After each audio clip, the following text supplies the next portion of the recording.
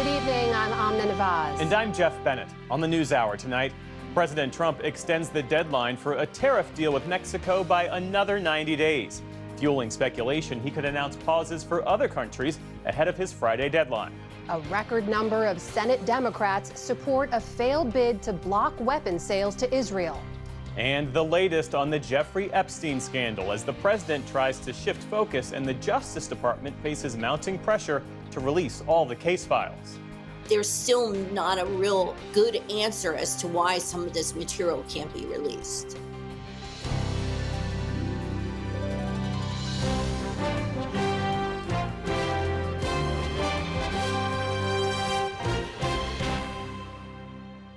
Major funding for the PBS NewsHour has been provided by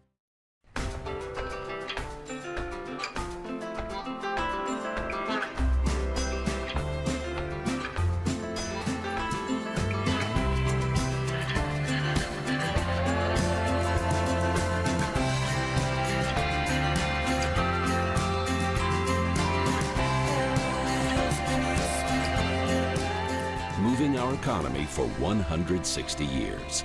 BNSF, the engine that connects us. Friends of the NewsHour, including Robert S. Kaplan and Wendy J. Selden through the Raymond James Charitable Endowment Fund.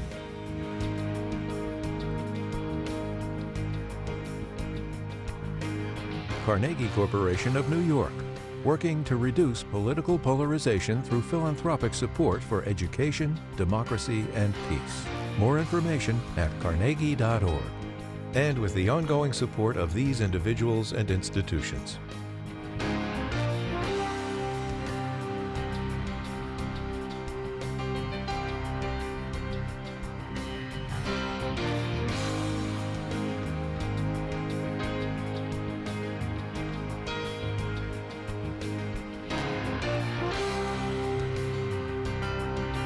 This program was made possible by the contributions to your PBS station from viewers like you.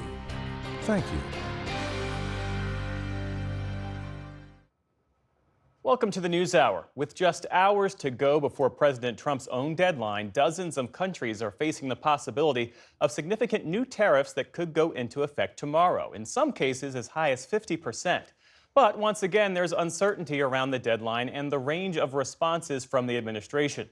Today, the president announced a 90-day extension for Mexico in order to reach a broader agreement. At the same time, the president has announced agreements with other allies, including South Korea, which agreed to pay 15% tariffs on its exports and invest $350 billion in the U.S. It would purchase $100 billion more in U.S. energy as well. In some cases, the president has ramped up threats, including against Canada. Trump was asked today whether he and Prime Minister Mark Carney could reach a deal. He's called, and we'll see. But we have made a few deals today that are excellent deals for the country. You know, we're taking in literally trillions of dollars for the country. This is making our country very rich and respected again. Joining us now is Jason Furman, economics professor at the Harvard Kennedy School and the former head of the Council of Economic Advisors to President Obama. Jason, welcome back to the NewsHour. Thanks for joining us. Great to be with you. So when we spoke last in April about tariffs and all the uncertainty around them, you said the question wasn't if inflation and unemployment would go up, it was how much.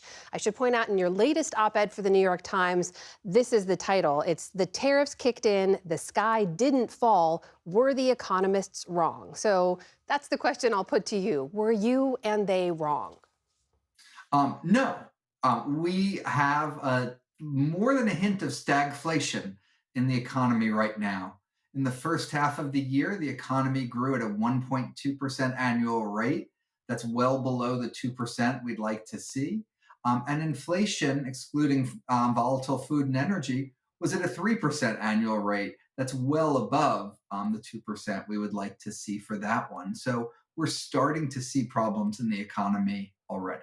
We're starting to see them, but some of the predictions were pretty dire. You also write in your piece, economists, including me, suffer from tariff derangement syndrome. We find ourselves disproportionately worked up every time they're increased. Business leaders and financial markets can suffer a touch of this at times too. Tell me more about that. Do you feel like the reaction has been disproportionate, and what's behind that? Yeah, look, I think tariffs are a rather dumb way to raise revenue. There are so many better ways to get money that do less damage to consumers, less damage to workers, and less damage to our international standing. But, they're not the only thing in the world. They're not necessarily even the worst thing in the world. And so when we hear them, we get sort of worked up and probably sometimes make them sound even worse than they are. But don't get me wrong, they're still not good. In terms of what people are feeling in their everyday lives, though, there was a key inflation measure today that finds core consumer prices rose 0.4% in June. That's up 2.8% from a year earlier. Just put that into context for us. Is that something people are feeling already or will feel soon? Yeah, people experience inflation differently because everyone buys different stuff. The most salient measure for most people is what the price of gasoline is. And in the first part of this year, it was going down. Ironically, that was in part because of the tariffs. They were weakening the global economy, and that put downward pressure on the price of oil. Over the last month, you've seen rising gasoline prices in addition to rising prices for lots of other stuff, especially the types of goods that are subject to tariffs like toys, furniture, computers. And so I think some of the lull people have felt is starting to come to an end. We are seeing companies handling it very differently, though, right? We saw Procter & Gamble that make Tide and Pampers, for example, say that they will raise prices on a quarter of all their products next month, in part because of the tariffs. The Wall Street Journal compared Amazon and Walmart prices. They found Amazon prices rose on 1,200 of their cheapest household goods, while at the same time, Walmart lowered prices on those same items by nearly 2%. Why are we seeing these differences? Yeah, different companies have different strategies. But in the long run, it's really hard to have prices that are completely disconnected from your costs. And I think you're going to see that especially in the auto industry. Major auto companies have been reluctant to raise prices. They don't want to attract the ire of President Trump, who's told them not to raise prices. But General Motors just posted a big loss. They can't go on forever selling cars at a loss. They're not going to do that. At some point, they are going to raise prices because their costs have gone up and otherwise they'd go out of business. So when you take a big picture look at the strategy here from the White House, it's not 90 deals in 90 days as they promised, but the White House and President Trump will argue that they have been making deals. They've just made a big one in particular with the EU, which is arguably lopsided in the U.S.'s favor. So is this strategy, including a lot of pledges to buy American products and buy American energy, big picture, is it working? Look, we're not in the worst of all worlds. The worst of all worlds would have been a global trade war. I've actually been surprised that we've gotten all of these deals. But let's not mistake it. The tariffs that we have done hurt us. So whatever other countries did, we were hurting ourselves with these tariffs. That they've made some of these concessions to open their markets to invest in the United States, that takes away some of the sting. But it's all much, much smaller than the direct effects of our own tariffs on our own economy. That is Jason Furman, economics professor at the Harvard Kennedy School, joining us again tonight. Jason, thank you. Always good to speak with you. Thank you.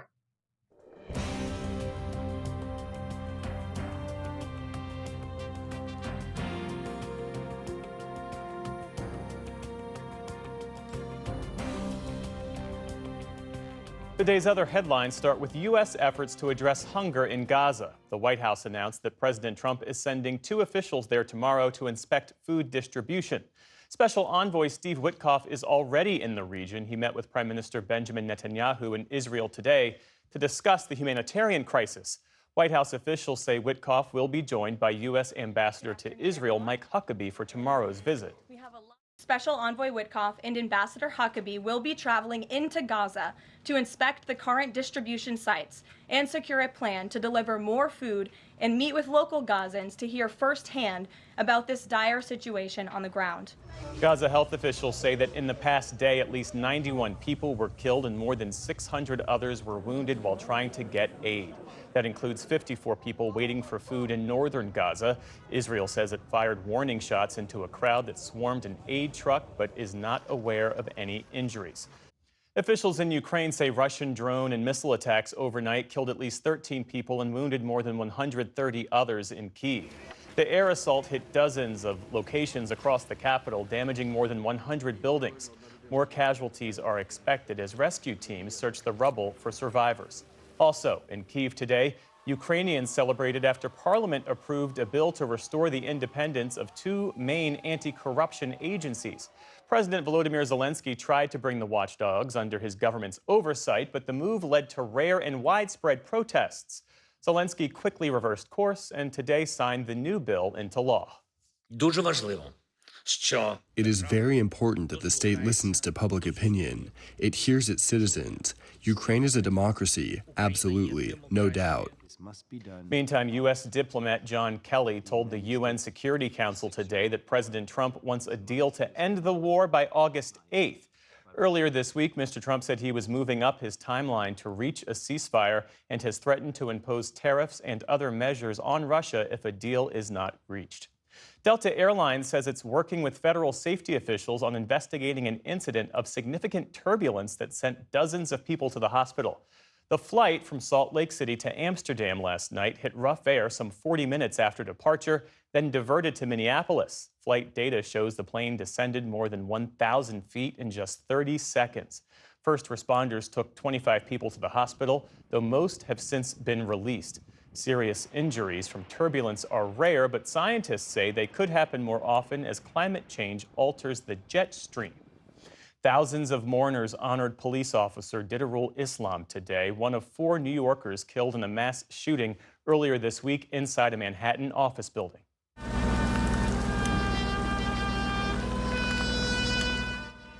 Islam's fellow officers lined up in rows as his coffin was carried through the Bronx, the borough where he lived and worked.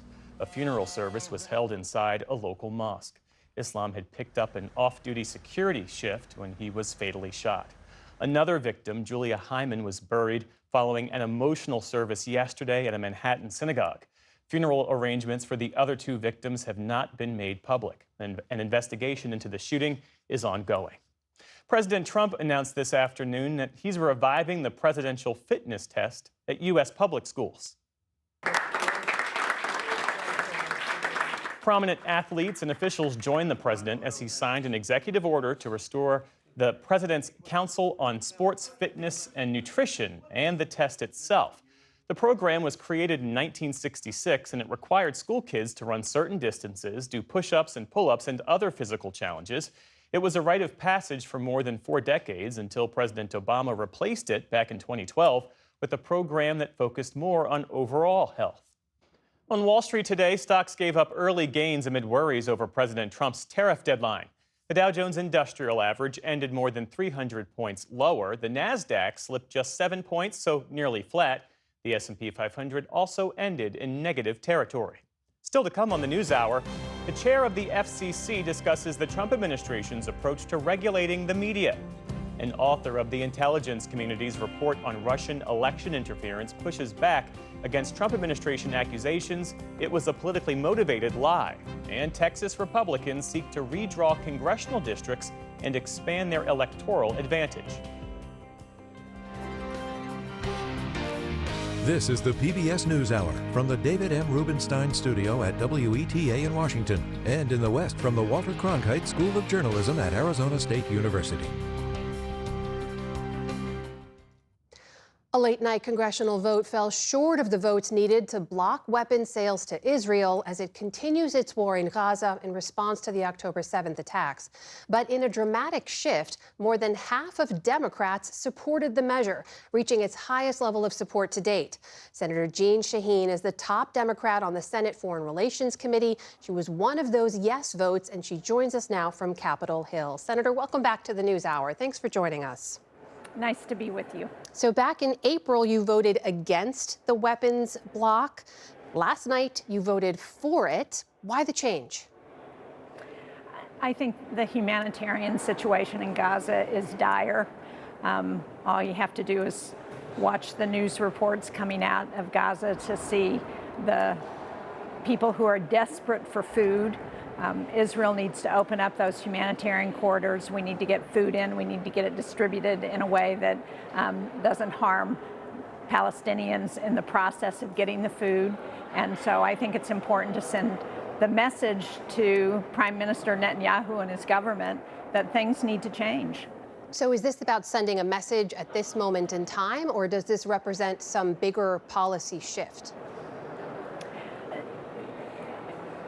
Well, I think we have to wait and see how the government responds. But right now, they have made some slight progress in the last week, really, since the weekend, and are talking about allowing more humanitarian aid in. But we need to see many more aid convoys in, and we need to make sure that the food gets distributed in a way that doesn't have Hamas or some other group taking that food away from the people who really need it, who are starving. Back in April, you cited not wanting to upset what you called the delicate negotiations to restore the ceasefire as part of the reason that you didn't support the weapons sales block. Now, should we take your yes vote now to mean that you don't have confidence in any ceasefire talks being restored? Well, sadly, as we've seen in the last week or so, the ceasefire negotiations fell apart in Doha, and the United States team came home. So hopefully, after that, Mr. Witkoff is going to go back. They're going to be able to get back to the negotiating table and come to an agreement. But not only do we need to address the humanitarian situation in Gaza, but there are still hostages, and there are the remains of hostages who are still being held by Hamas. We need to get them back to their families and put an end to this horrible nightmare that those families are living through. You mentioned not seeing enough action from Israel to allow in more humanitarian aid. We saw from President Trump this week saying, based on the images that he's seen from Gaza, you can't fake it, meaning the images. And he says his administration is going to be even more involved. We know Israeli Ambassador Mike Huckabee and Special Envoy Steve Witkoff are on the ground meeting with Netanyahu. They're going to visit Gaza themselves, even as Mr. Witkoff was pulled from the ceasefire talks. What do you think is the role that the U.S. should be playing right now? What's their responsibility right now? Well, the responsibility is the Israeli government's responsibility. But what I think we can do in the United States, and what I was pleased to hear President Trump's comments, because I think it heightens the concern that the world has in looking at the pictures coming out of Gaza, looking at the starving children who need that humanitarian aid, and they need it now. So I think that's helpful. I think anything that Envoy Witkoff and Ambassador Huckabee can do to be very clear with the Israeli government that the United States has an interest in seeing humanitarian aid get into Gaza is important. And do you think that they should threaten to withhold weapons sales to Israel in order to force some of that action you want to see? Is that a line you want to see them take? Well, I think there are a variety of ways in which we can incentivize and provide carrots and sticks to Israel to try and address the situation. I hope they will discuss a full range of those, and that's certainly one of them. I also need to ask you about a Republican member of Congress this week, Marjorie Taylor Greene, saying that the conduct by Israel in Gaza, in her view, is genocide. She's the first Republican member of Congress to say that, and a Trump loyalist. Do you agree with her assessment? I think we have a dire, as I said, a horrific humanitarian situation in Gaza. We have people who are starving. I think the Israeli government bears some responsibility for what's happening there, and we need to see that change. And I don't care how you want to label it. The issue is, how do we make sure people are not starving to death, that starvation is not being used as a weapon of war? And for all of us who are watching what's happening there are real questions about the actions of the Netanyahu government. In the 30 seconds or so I have left, based on the vote you saw last night, are you seeing some larger shift among Democrats in terms of how they view Israel and their conduct in Gaza right now? I think people are more and more concerned about what's happening there. You can't watch the pictures coming out of Gaza. You can't see the stories of the children who are suffering, the people who have been killed when they're trying to get to the food, and not be concerned about what's happening there. And I think that's what's being reflected in the vote last night. Senator Jeanne Shaheen, thank you so much for taking the time to join us Thank tonight. you. We appreciate it.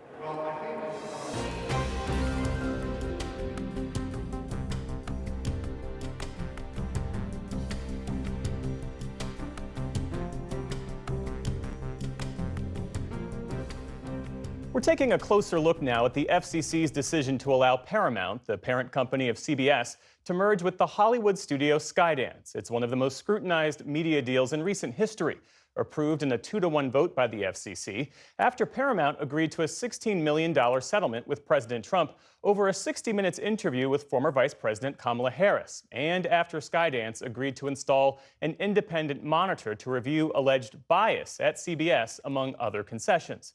Earlier this week, we spoke with FCC Commissioner Ana Gomez, who opposed the deal and raised serious concerns about its impact on First Amendment rights and press freedom. Tonight, we're joined by FCC Chairman Brendan Carr, who voted in favor of the merger. Mr. Chairman, welcome to the NewsHour. Yeah, great to be with you. Thanks for having me on. You've said this merger will help restore fair, fact-based reporting and ultimately serve the public interest. How does this deal meet that standard, and what criteria did the FCC use to assess it?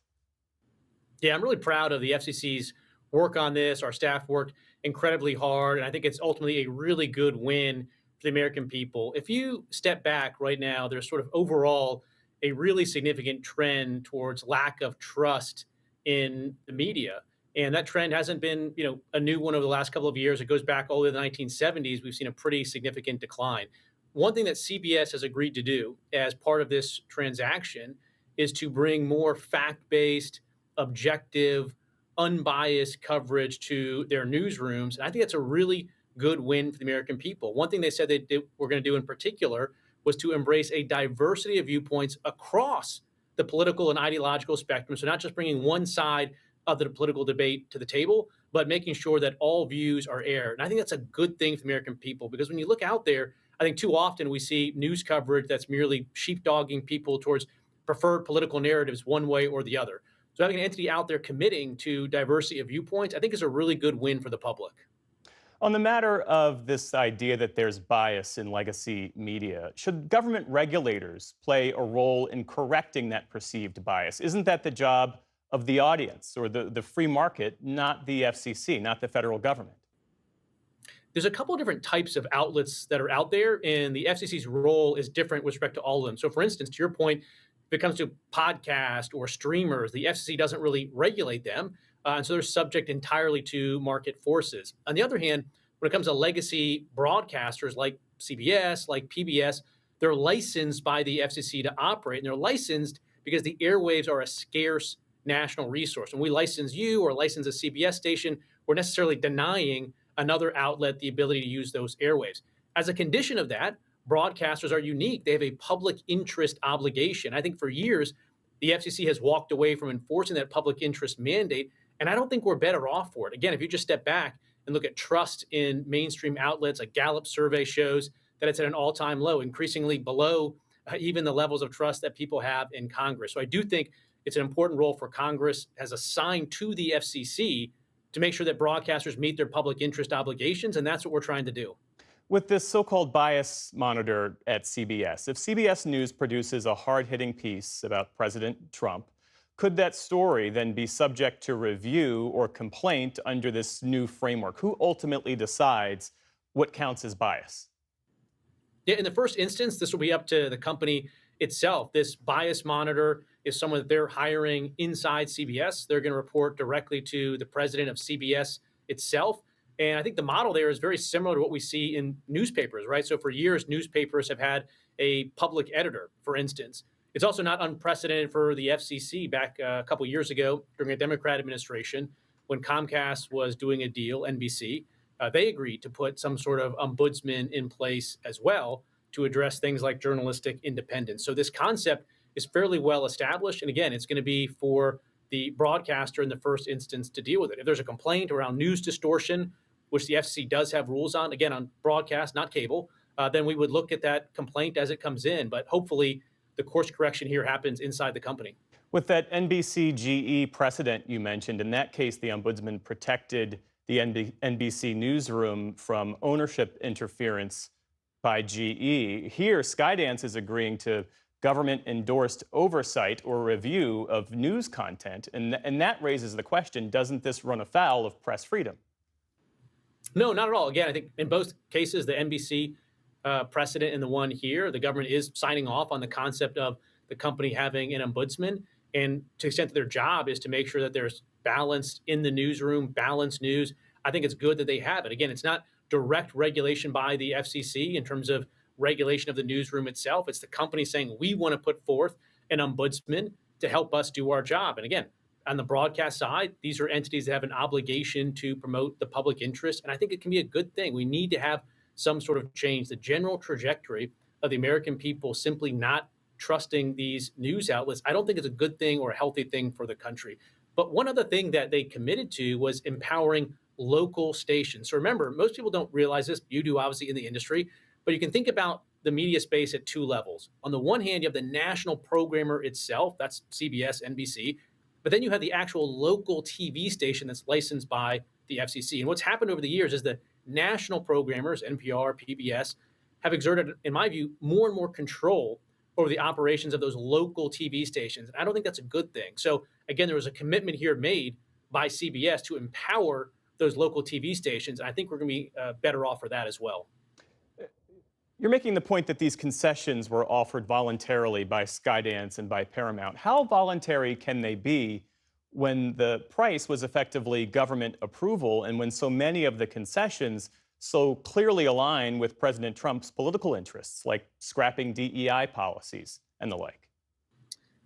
Again, this was very common, normal practice at the FCC. So, for instance, during the last administration, there was a transaction before where a company came in and made commitments in the record to advance DEI initiatives, and those were accepted by the FCC in its decisional document. Here, we're doing the same type of thing, but moving in the opposite direction, which is there's versions of DEI, not all DEI, but there's versions of DEI that amount to invidious forms of discrimination. And the FCC has long had rules on our books, EEO regulations, that prohibit broadcasters and others from engaging in those forms of discrimination. And so the commitments made here by CBS was to get rid of any of those invidious forms of discrimination. And I think overall that's a good thing. And again, sort of consistent with our authority to make sure that we have non-discrimination across regulated entities. President Trump suggested in a social media post last week that you should consider revoking the licenses of ABC and NBC because he considers them too partisan, in his words, too Democrat. Is that something that you're considering?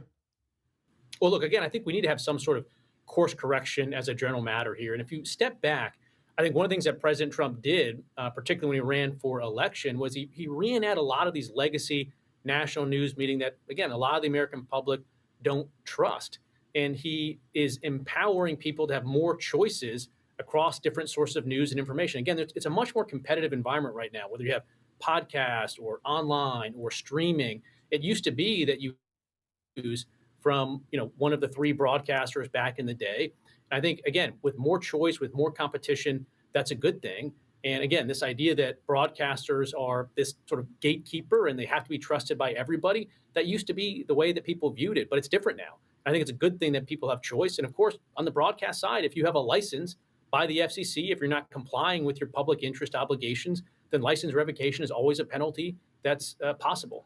When President Trump made similar threats during his first term, the then FCC chairman, Ajit Pai, said, "I believe in the First Amendment, and under the law, the FCC does not have the authority to revoke a license of a broadcast station based on the content of a particular newscast." What's changed? Well, that was a statement by Chairman Pai, not a statement by me. But among other things, that statement was very narrow if you read it. It was the content of a particular broadcast. But again, if we are seeing broadcasters that are engaged in patterns and practices that ultimately are inconsistent with their public interest obligation, then Congress has directed the FCC to take action in those contexts. And again, I don't think it's benefited the American people to have the FCC step back from enforcing the public interest mandate. And so I think that's something that we're going to do. It's something that Congress wants us to do. If the American people don't want that, then they're free to go to lobby Congress to change the law. But up to now, there is a public interest obligation, and it's our responsibility to enforce it. FCC Chairman Brendan Carr, thanks again for joining us this evening. We appreciate it. Yeah, good to be with you. Thanks.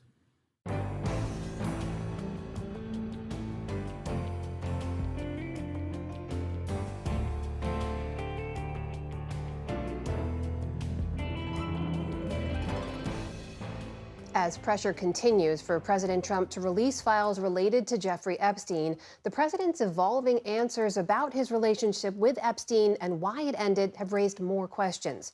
Joining us now is investigative reporter Julie Brown of the Miami Herald. She's the author of the book Perversion of Justice: The Jeffrey Epstein Story. And it was Brown's reporting in 2017 and 18 that led to sex trafficking charges against Epstein and identified nearly 80 of his victims. Julie Brown, welcome to the NewsHour. Thanks for joining us. Thanks for having me. So it's no secret that President Trump and Jeffrey Epstein knew each other. There's videos and photos confirming all of that. It was previously reported it was a real estate deal that led to their falling out in 2004. President Trump has talked about Jeffrey Epstein being a creep, and that's the reason he kicked him out of Mar-a-Lago. But on Air Force One on Tuesday, the president offered this explanation for why their friendship ended. And people were taken out of the spa, hired by him. In other words, gone. And other people would come and complain, this guy is taking people from the spa. I didn't know that. And then when I heard about it, I told him, I said, listen, we don't want you taking our people. Julie, these are new details. So what do you make about this evolution of a response from the president? Well, it raises a lot of new questions, I think. Apparently, it sounds like he knew that Epstein was whisking away or having Maxwell, Ghislaine Maxwell, his accomplice, take some of these or lure some of these young women from the spa at Mar-a-Lago. So you have to wonder, he says people, plural, how many others were lured away, and what did Trump think he was doing with these young girls and women, or perhaps he already knew what Epstein was doing. I mean, we just don't know the answer to that, but it raises those questions, I think. There's also real questions about the timeline here. The incident when Epstein was hiring away Mar-a-Lago employees was in 2000. The real estate fight was reportedly 2004. Mr. Epstein was reportedly banned from Mar-a-Lago in 2007. So based on your reporting and what we know so far, can we say for sure what led to the break between the two men? No, I don't think we know, because we've been told inconsistent stories. And even the latest iteration of this story doesn't make sense, using the words, that they were taking his people. What does that mean? Was there more than one young girl or women, or was he also taking groundskeepers? I mean, we don't know the answer to these questions, and it's troubling that the story sort of has changed. We also know Attorney General Pam Bondi reportedly briefed the president that his name appeared in the files earlier this year. Of course, the appearance of anyone's name in the files does not indicate any wrongdoing. And we know there's a number of prominent MAGA voices and Democrats calling for the files to be released. Do we know what could be in those files related to the president? Well, yes, we do. We know, for example, that President Trump was on Epstein's plane, and the plane manifests, or at least some of them, were part of the FBI investigation at some point. We also know that there were message pads that were found in Epstein's Palm Beach home at the time of his arrest in 2005, 2006. And Trump's name was on some of those message pads. And we know, of course, that Trump is in his so-called little black book, or this directory of phone numbers that had become part of the case. So we know the three examples of him being in there. But one would think that wouldn't be enough to block a release of the material, because all that stuff is already public. What about from Ghislaine Maxwell? We know the Deputy U.S. Attorney General Todd Blanche spent a couple of days down in Florida where she is imprisoned, questioning her. We know Congress has subpoenaed her to testify. What could we learn from her at this stage? Well, she knows everything. I mean, there's no doubt that she was the person that started or helped launch Epstein sex trafficking operation. She was the person who came up with the idea of going around to Palm Beach schools, to gyms, to spas, and recruiting these girls, leaving her business card around. And we know this because the valet who drove her to these various places testified in court that he did this. So she knows, exactly how this whole thing operated because she helped formulate it, quite frankly. Julie, have you continued to stay in touch with the survivors? Do they want to see the files released right now? I think there's some mixed emotions about whether the files should be released because, they've been disappointed so many times. And every time that there's a hope that we're going to get closer to perhaps finding justice for them, and that justice to them means that some of not only the other men that were involved, but also some of these enablers would be held accountable for what they did. And every time it seems like we might be getting closer, the door slams in their face. And I think at some point they're just feeling that it's never going to really become public, that somebody's covering it up because there are so many important people involved. And so I think they have mixed emotions about how to handle that because they're afraid. One of them did tell me, if the president of the United States doesn't want to release these files, there must be something big in there. And that makes me very, very nervous. Julie Brown, investigative reporter at the Miami Herald. Julie, thank you so much for joining us. Appreciate your time.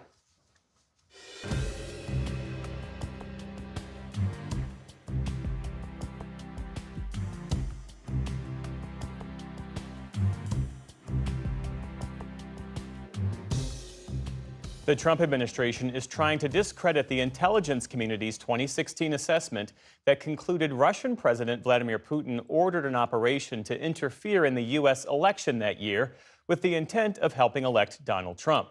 Contrary to intelligence findings, President Trump and his aides allege a broad conspiracy by the Obama White House to subvert Trump's win, and they allege what they call a years-long coup against Mr. Trump. The Justice Department announced last week it has created a so-called strike force to look into legal steps against former President Obama and intelligence officials who served in his administration. There is irrefutable evidence that detail how President Obama and his national security team directed the creation of an intelligence community assessment that they knew was false. An intelligence report written nearly a decade ago, back in the spotlight. Director of National Intelligence Tulsi Gabbard last week took aim and looked to cast doubt on the intelligence community assessment ordered by then-President Barack Obama after Donald Trump won the 2016 presidential election. President Trump now relitigating the 2016 campaign and seeking to undermine the assessment while facing ongoing questions about the Jeffrey Epstein case. The report's purpose? To document what was known about how and why Russia interfered to help Mr. Trump win. An unclassified version of the report concluded Russian President Vladimir Putin ordered an influence campaign in 2016 to undermine public faith in the U.S. democratic process, denigrate Secretary Clinton, and harm her electability and potential presidency. The report also said, we further assess Putin and the Russian government developed a clear preference for President-elect Trump. It's the last part of the assessment that Gabbard and the Trump administration are challenging. Last week, Gabbard released a newly declassified report issued in 2020 by the Republicans on the House Intelligence Committee, in which Gabbard says shows how the 2016 intelligence assessment had significant tradecraft failings, was unnecessarily rushed, and subjected to inadequate review and coordination. There was a gross politicization and manipulation of intelligence by the Obama administration intended to delegitimize President Trump even before he was inaugurated. President Trump going further, saying President Obama had committed a crime.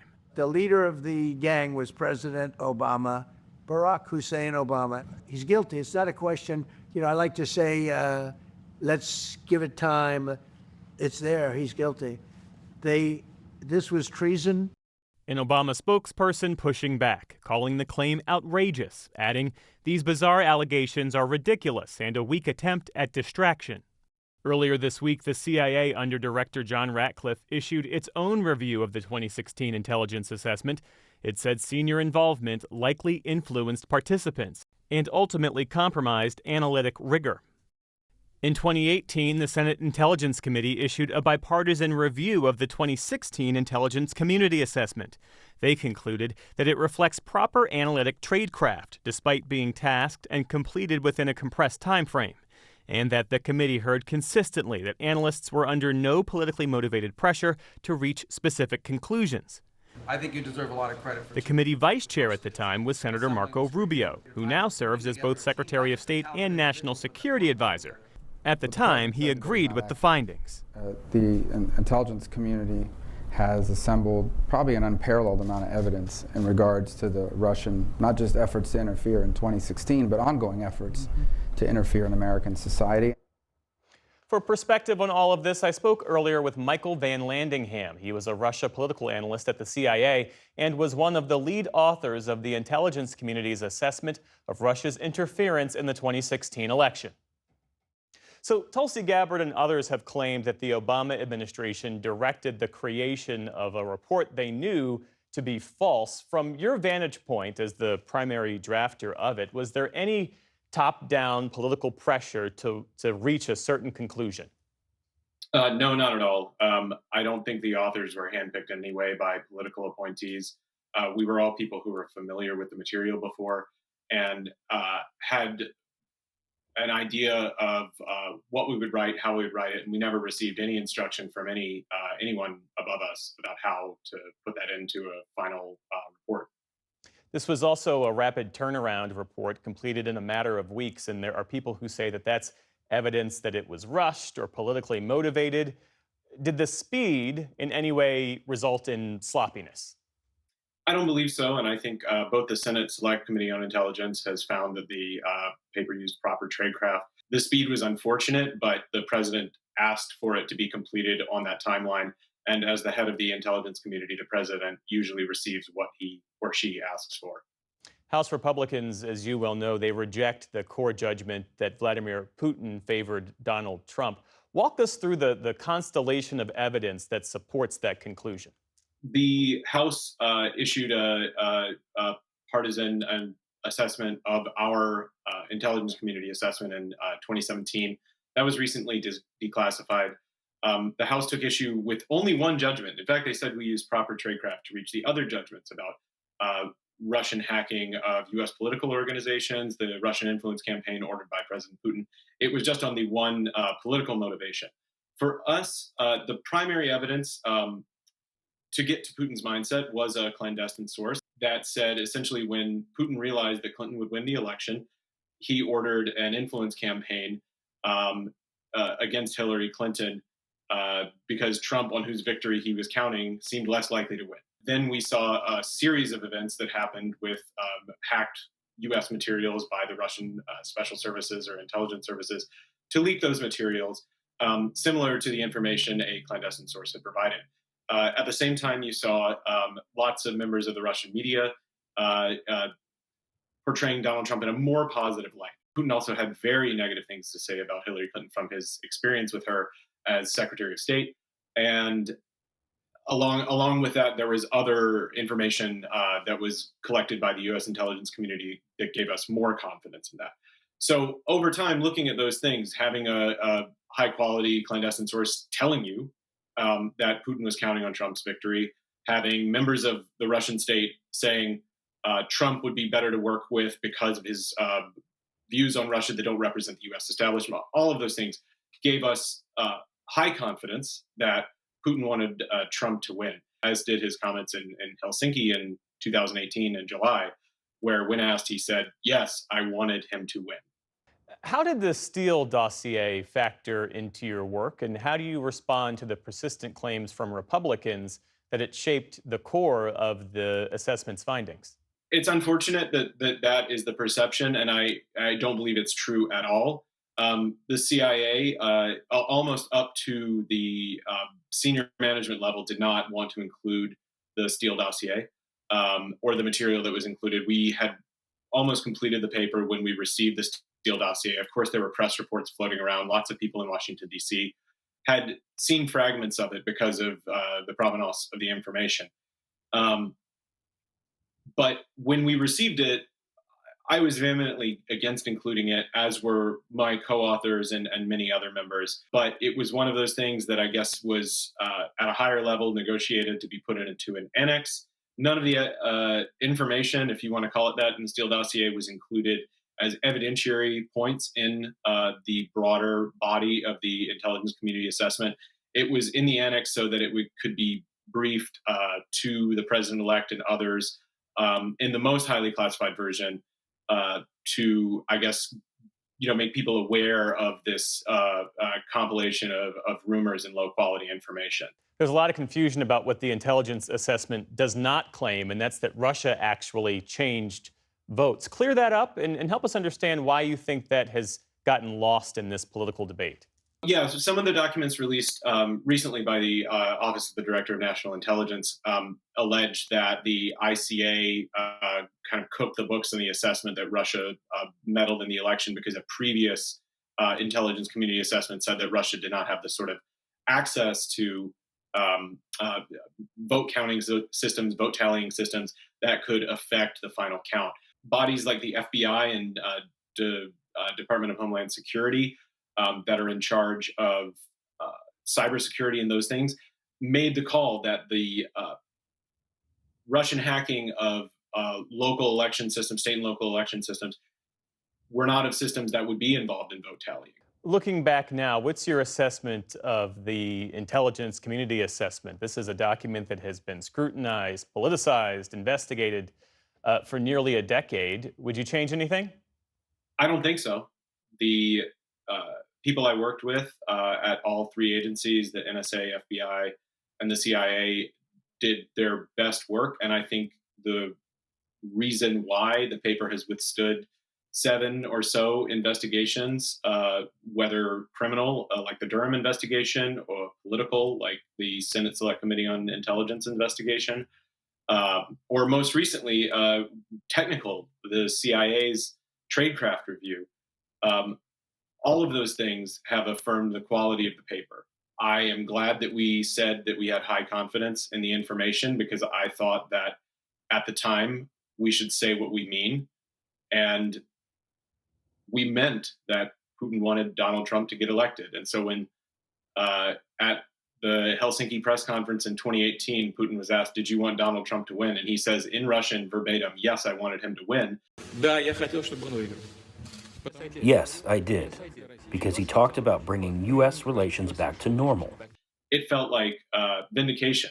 But I think that if you look at the evidence on which it's based, which is now mostly declassified, and you're looking at it from a fair-minded point of view, with the benefit of all of the documents that have since come out, in addition to the social media activity, hacking, and investigations into U.S. person activity, such as the Mueller investigation, you'll see that there was something going on. That doesn't necessarily mean that the president was involved in that criminal conspiracy, but it does mean that Russia attempted to influence the election. Michael Van Landingham, thank you again for your time and for your insights. Thank you.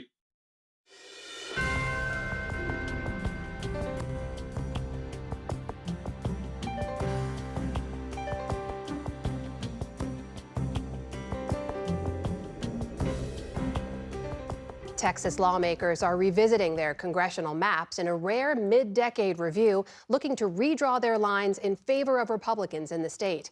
Ali Rogan has more on the controversial fight that could have a major impact on future elections. Ali?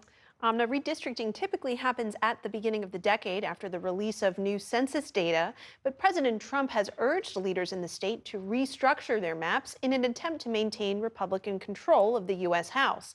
In a statement, the Republican Party of Texas praised the move, saying it is, quote, an essential step to preserving GOP control in Congress. But some residents have pushed back at hearings regarding the proposed district lines. How about we all stop allowing ourselves to be treated like pawns? Reject this attempt by Trump to serve and protect himself at your expense.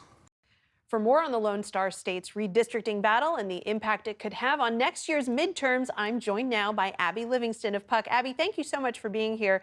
The legislature last drew its map just a few years ago. Why is President Trump asking them to do it again now? Well, the people who drew the map in 2021 were actually Texas Republicans, and they drew a map that would prevent any sort of competitive races in the state and that would bolster all of the incumbents. And Donald Trump and many other Republicans in Washington saw room to give, and so they directed Texas Republicans to redraw the map in a much more aggressive way in order to bolster Republicans next year in the midterms. And what are the differences between the current map, which was drawn in 2021, and the new proposed map? The biggest difference is several Democrats are going to have a very hard path for re-election. 4 Democrats were drawn in the same, there's 2 pairs of Democrats in 2 districts where they may have to run against each other. These are very painful types of races for the Democratic Party, but it also frees up districts where Republicans can win. Now, Governor Abbott of Texas initially resisted this push, but came under some pressure from President Trump's political team. What does that say about President Trump's influence right now? And what kind of precedent does this set for redistricting fights all over the country? I think this shows Donald Trump's total domination of the party from the top to the bottom. When I first heard of this, I was very surprised, and some of my Republican sources were very surprised he was moving forward on this. But that is one of the #1 takeaways of this beyond the actual political repercussions. And as you just mentioned, some of those specific seats, 5 seats across major metropolitan areas and South Texas, many of them are majority Hispanic. If Republicans do succeed in flipping those, how could that shift the national balance of power in the lead up to the 2026 midterm elections? Democrats right now are expected to have a headwind behind them as they head into the midterms. But if they take losses in Texas, that will make it that much more difficult. It could also ram up the prices of running congressional campaigns in Texas on the handful of ones that are still competitive. And we know that some Democratic governors, Gavin Newsom in California, Kathy Hochul in New York, Phil Murphy in New Jersey, are also considering pushing for new maps in their states. If Texas does go through with this, are we going to see a full-blown redistricting arms race around the country? I think that's already happening. When I talk to Democrats in Texas, but also outside of Texas, even the most institutionalist-minded Democrats are ready to fight this fight. Texas Republicans did this in 2003, and there was almost no fanfare. This is a completely different political war that we're watching right now. And there are some Republican governors elsewhere who are also considering these moves. In Missouri, Florida, other states could follow. Are Democratic states going to be able to keep up with this if it really does become a pattern, given that the president's support of it is so strong? And which party do you think is going to benefit the most from these moves in the long run? I think for right now, the Republicans have the advantage in that many Democratic states have more restrictions on redistricting mid-decade or how you implement it. There are aims for bipartisan commissions. And so Texas alone is a very simple process and makes it much more easier to do that. Now, on the flip side, if Democrats do have a wind at their back, they can take a little bit more risks than the Republicans can when they're redrawing their maps. And of course, we've seen Democrats and constituents showing a lot of outrage about these plans. Can this be a voting issue for Democrats around the country as an issue in 2026?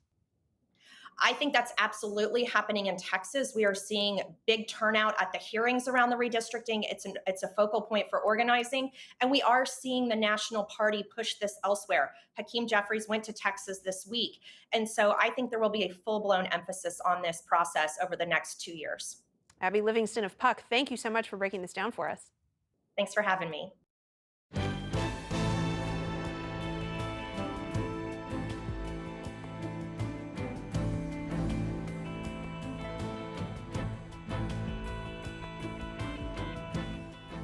And there's a lot more online, including a look at the rise in state executions as the Trump administration promises to restore the federal death penalty. That's at pbs.org/newshour.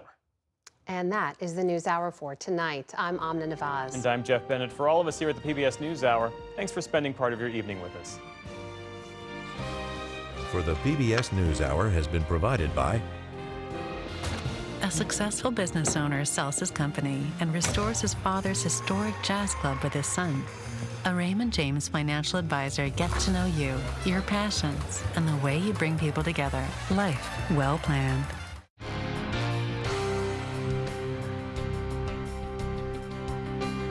the ongoing support of these individuals and institutions.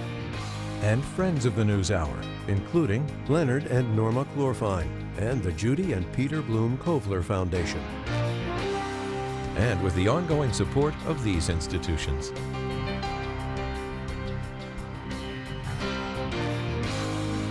And friends of the NewsHour.